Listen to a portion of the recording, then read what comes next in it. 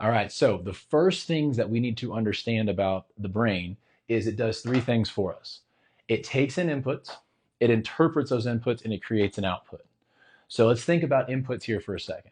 So inputs can be anything from proprioception, which is basically brain's awareness of our body. So in other words, where we are in space. The next one can be introception, which is inside. So the best way to kind of explain that one is like butterflies in your stomach, you have a tummy ache or anything like that.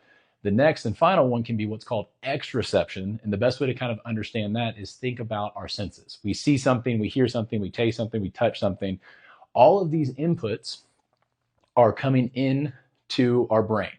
And our brain goes, hey, what do we want to do with these inputs? So it interprets those, goes, okay, we have all this information. What do we want to do with them? And then it creates an output. Now, think about pain, for example, and performance, for example.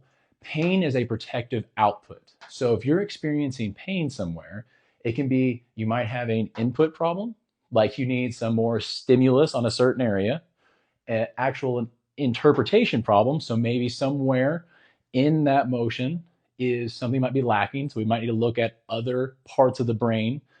So stuff like maybe our eyes or our inner ear to help out with that to create a pain-free range of motion uh, output. Okay. So now think about that from performance as well. Is say you want to jump a couple inches further than what you're doing. Your brain might be putting the brakes on you because it doesn't have the proper inputs or the improper interpretation to create that output for you to jump the extra 6 inches or however further you want to do.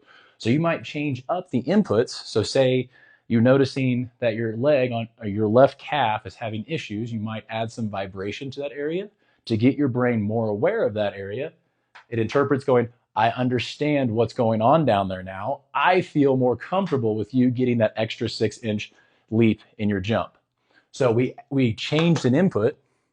It interpreted that as a good thing. And the output was now I can jump 6 inches further.